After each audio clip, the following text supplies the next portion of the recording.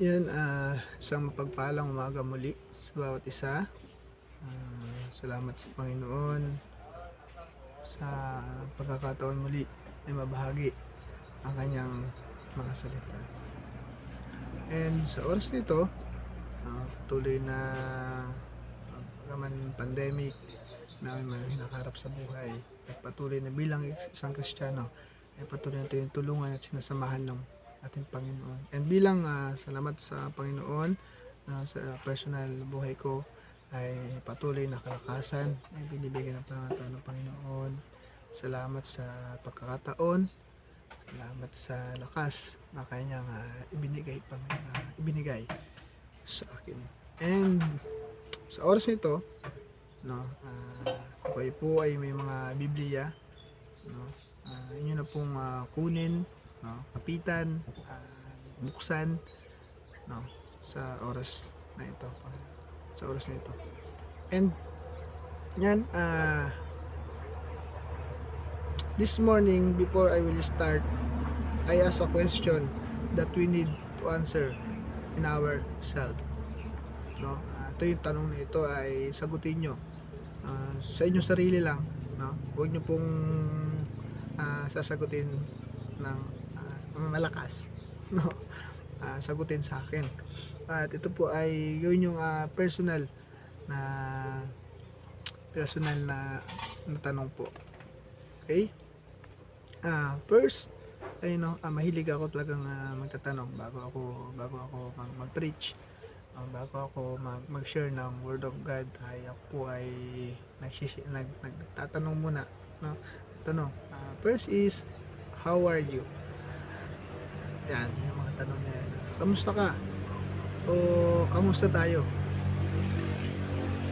Sa bawat araw. Ikaw ba ay may nagdadaanan? Ikaw ba ay may problema? May pagsubok? And pangalawa is, how are you in your house? Kamusta ka sa iyong tahanan? Kamusta ka bilang anak? Kamusta ka bilang nanay? Kamusta ka bilang tatay sa inyong tahanan? And the third question is, how are you inside the church? Kamusta tayo pag nasa loob tayo ng church? Kamusta tayo pag nasa labas tayo ng church? And last question is, how are you in your brother and sister in Christ? Kamusta tayo sa kapatid natin sa pananampalataya? Mabuti ba o okay ba yung relasyon natin sa kanila? Kamusta yung relasyon mo sa kapatid mo sa pananampalataya? And I will start this morning to tell the story. Yung mga kwentong barbero, kwento. Hindi ko lang kung alam niyo yung kwento na to ay kwento ng Jesus and ni Satan. Naglalakad sila. Nilalakad si Satan at Panginoon, siguro nagagala, pupuntang palengke, at habang naglalakad sila, natuturo, sabi ni Satan, makita niya yung palengke. Ay, yan yung palengke na yan, akin yan. And habang naglalakad sila, nakita niya yung beer house. Nakita niya yung beer house. Sabi ni Satan, ayan, ay akin yan. And habang naglalakad sila, pupunta sila sa mall. Sabi ng Panginoon, ay, yan, akin yan. Pero sabi ni Satan, ay, meron din ako dyan. And habang naglalakad pa sila, nung malayo na yung narating nilang dalawa, and pagdaan nila sa isang kanto, may nakita silang church. And sa church doon ay sabi ng Panginoon, ayan, sigurado ako, akin na yan. Sabi ng Panginoon, ay akin yan. At sabi ni Satan, talaga ba? sa'yo lahat yan. And sa oras na ito, nawa ay bilang isang Kristiyano, tayo ay sa Panginoon. Inside the church, nawa sa Panginoon tayo. Masakit mang isipin, masakit man na hindi lahat na nasa loob church ay sa Panginoon. But we pray sa Panginoon, we ask sa Panginoon na patuloy na baguhin niya yung buhay natin, patuloy na nakatagpuin natin ang Panginoon, patuloy tulungan tayo ng Panginoon, at sa bawat araw ay patuloy na pagtagumpayan tayo ng ating Panginoon. Minsan na nangaras man ng problema, pagsubok, at patuloy na tinutulungan tayo ng ating Panginoon. Okay. This morning, ang passage po ng ating sermon ngayon ay sa Ephesians 6, no? Ephesians 6 chapter 6 verse 10 hanggang 18.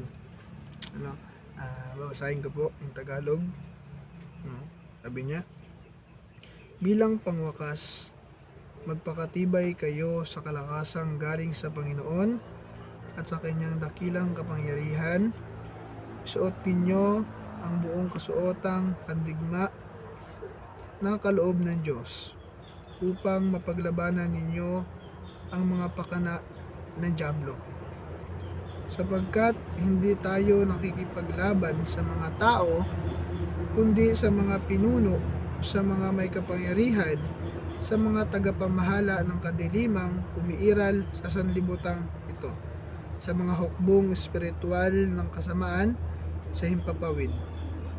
Kaya nga't gamitin ninyong kasuotang pandigma na mula sa Diyos, sa gayon makakatagal kayo sa pakipaglaban pagdating ng araw na sumalakay ang masama, upang pagkatapos ng labanan ay matatag pa rin kayong nakatayo. Kaya maging handa kayo, ibigkis ninyo ang baywang ang sinturon ng katotohanan at isuot sa dibdib ang baluti ng katuwiran. Isuot ninyo sa sapatos ang pagiging handa sa pangangaral ng magandang balita ng kapayapaan. Lagi ninyong gawing panangga ng pananampalataya na siyang papatay sa lahat na nagliliyab na palaso ng dyablo.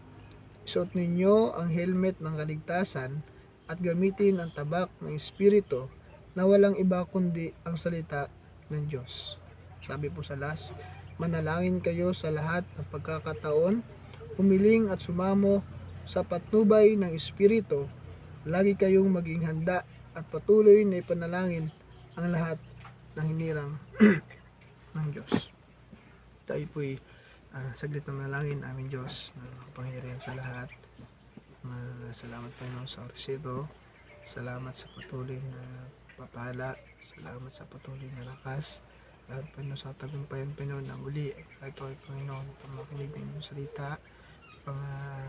Pagbulay-bulayan ito Panginoon. At Lord, help us and patuloy na ikaw pa yung kumausap Panginoon sa bawat isa Panginoon. Lord, salamat Panginoon sa inyong salita.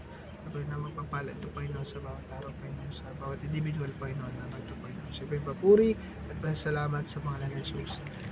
Amen. Okay.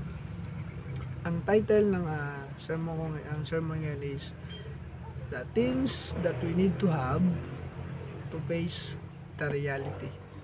The things that we need to have to face the reality. And we really know in our life who is our enemy. Yan yung tanong na yan. Talaga bang kilala natin sa buhay natin kung sino ba talaga yung ating kaaway? As a Christian, we must know our enemy. Kilala natin kung sino ba ang ating kaaway. Tingnan mo yung katabi mo. Lingon ka sa likod. Nakikita mo yung katabi mo. o makita mo yung kapatid mo sa pananampalataya, hindi yan yung iyong kaaway, no? Hindi po natin kaaway yung ating kapatid sa pananampalataya, no? Sad to say na inside the church, no, may mga conflicts sa loob ng church, may pag-aaway, no, may mga misunderstanding na kapatid, hindi po yan ang ating kaaway, no?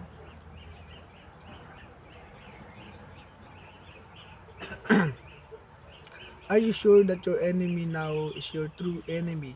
Because as a Christian, our enemy is Satan or the work of the darkness. No? Talaga bang yung kaaway mo ngayon o yung sama ka ng loob sa kanya, kung ikaw ay may sama ng loob sa kanya, ay talaga bang isipin natin, talaga ba siya yung kaaway ko? O ang kaaway ko ay Satan o yung gawa lang ng kaaway na niloloko ako? O inalagay sa isip ko na dapat ako magalit sa kanya. Okay. Nowadays, we face many problems, no? Pandemic, thinking about our life, daily life, thinking about our works, etc., studies, no? Sa mga kabataan, love life. But, no, sa oras nito, we must identify our enemy. No, bilang Kristiyano, nawa alam po natin kung sino yung ating kaaway. No? Always put in our mind that Jesus is there for us, to help us, to strengthen us, to face the reality and the problem in life. No? Andiyan ang Panginoon upang tumulong sa atin, upang kalingain tayo, magpalakas sa atin sa kabila ng mga pagsubok sa buhay. Hindi ko po alam kung ano yung nararanasan nyo, but upang malaman natin kung sino yung ating kaaway, no, magdepende tayo sa ating Panginoon, no? Dapat nating hingi ang tulong, kalingayan natin ating Panginoon. Why we need to identify our enemy? No, bakit ba kailangan nating alamin o kilalanin kung sino ba yung ating kaaway? Because if we know who is enemy, we do things to fight them with God. No, totoo man. No? Bagay kung hindi natin alam kung sino yung ating kaaway, paano tayo makakagawa ng strategy, paano tayo makakalaban sa kanya?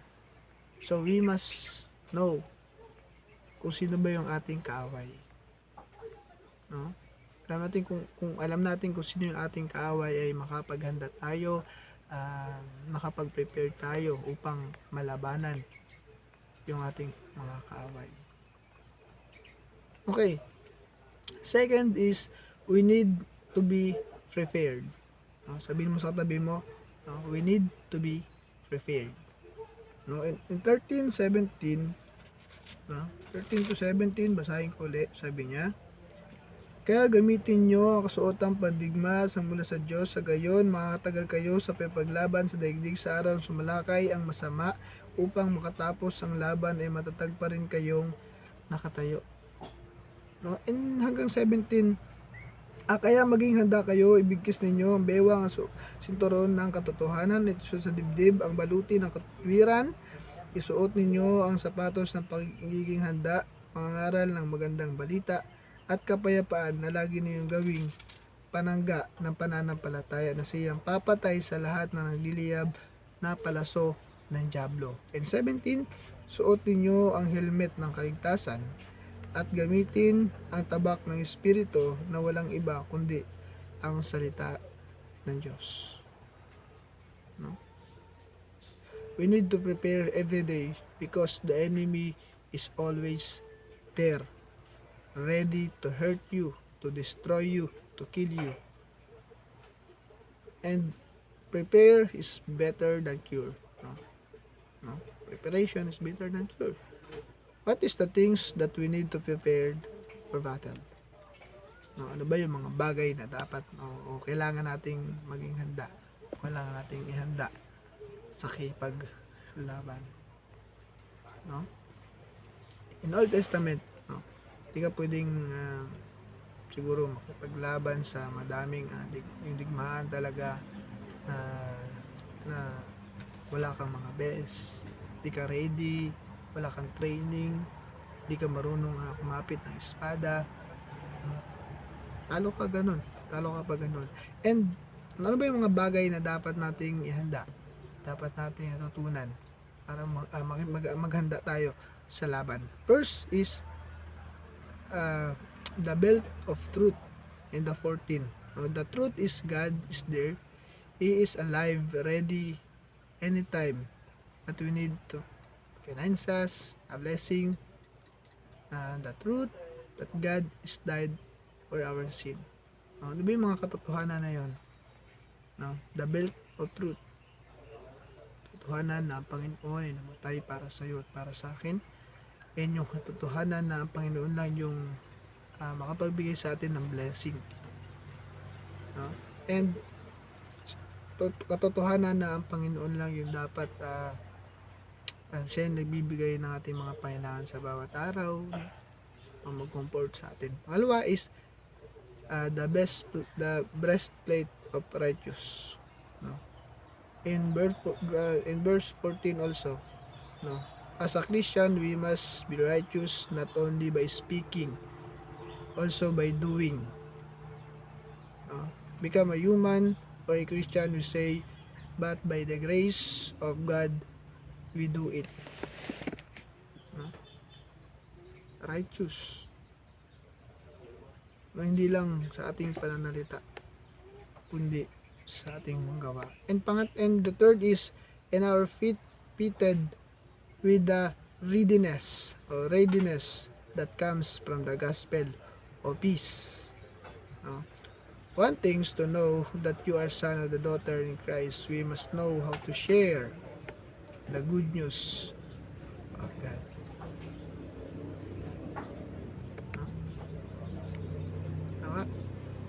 Pakilanlan sa ating mga anak ng Panginoon ay alam natin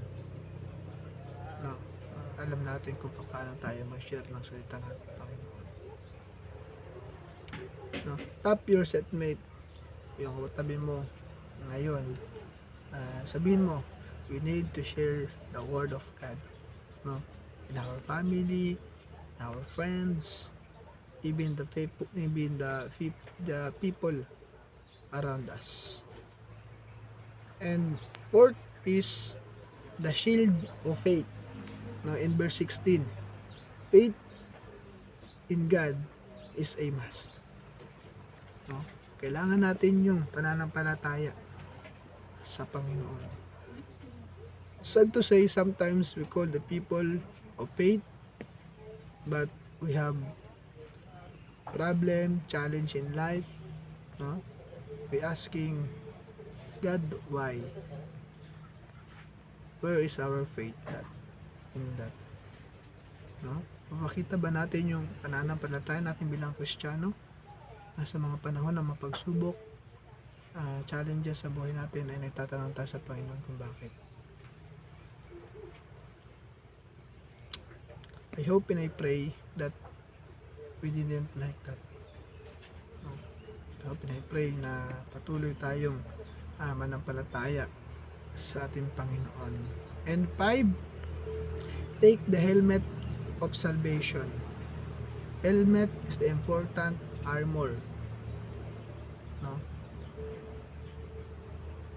sa isang mandirigma, sa isang warrior. Helmet ay isang bagay na importante sa isang mandirigma. And our God give us His helmet, so we need to take care of this every day. Ano yung helmet na yun? Helmet of salvation. Guard our heart, guard our mind, hindi tayo madala at hindi mawala yung salvation na ibinigay sa atin ng Panginoon, at hindi tayo matalo ng kaaway.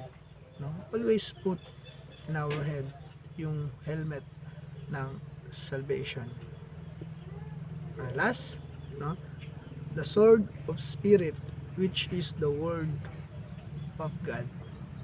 Become a warrior, sword is needed, because if a warrior don't have sword, syempre, he's defeated or she defeated by the enemy. mananala, punta ka sa digmaan, dala mo lang yung panangga, yung sinturon, yung helmet, yung sa vest, at wala kang dalang sword, no? Alam namang sangga ka lang ng sangga, no? Pag napagod tayo, matatalo tayo. And bilang anak ng Panginoon, nawa may sword tayo everyday upang hindi tayo matalo ng kaaway. Yung sword, yung word of God, no? Yung word ng Panginoon. As a Christian, we must have the sword, which is the word of God, to fight the enemy and to win the battle with God, no? Ang sarap isipin na tayo ay mananalo sa digmaan kasama ng ating Panginoon. And third things na nais ko share is, last na to, pray to God is a must, no? Praying sa Panginoon ay is a must. A prayer is a communication with God, no? Yung prayer, yung communication natin sa ating Panginoon, no? Nowadays, with many gadgets, cellphone, laptop, etc., communicates in our loved ones, to ask them if they are okay, or sometimes we ask them if we have a problem, or they have a problem, they called us in a cell phone. But in our Christian, as a Christian, we pray to talk with God. Prayer is a communication between us and God, no? Kung may cellphone, may mga laptop, nawa sa ating Kristiyano ay marunong tayo at alam natin, no, na yung ating pag-pray ay sincere tayo sa ating Panginoon, sa ating pananalangin, no. I have a booklet, a little booklet that I read every day. Yung title niya is Only Rise, and nabasa ko doon is prayer is a powerful, it's powerful, and the power is ang sasabihin doon, power ay that comes from the word dunamis. Hindi ko alam kung anong word siya.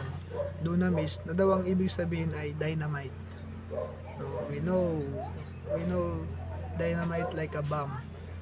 It is catch, no? It's used to catch fishes, dynamite, no? Catch ng mga fish, and ganun daw, no? Yung ating prayer powerful, may dynamite, so that our prayer is like a bomb that God heard us, no? Naririnig ng ating Panginoon.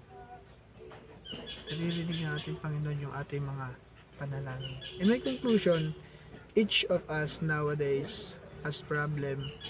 I don't know what is that, no?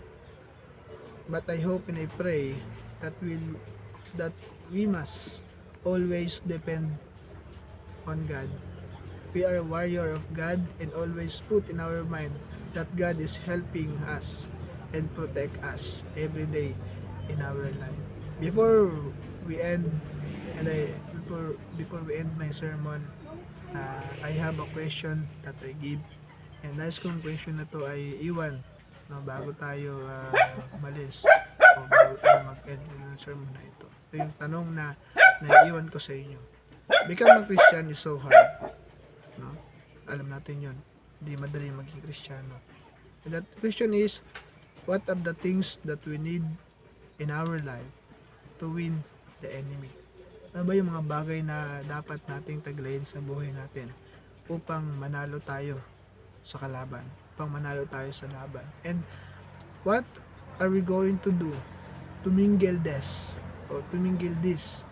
in our life, on our family, our friends, or the people around us? Thank you for this morning. Thank you for your listening. Salamat sa Panginoon sa pagkakataon na binigay niya na may pa-share may share yung salita ng ating Panginoon. Tayo ay manalangin sa Panginoon as we end this morning, as we end this my sermon ng Panginoon. And let us pray. Our Father in heaven, Lord, we thank you for this morning.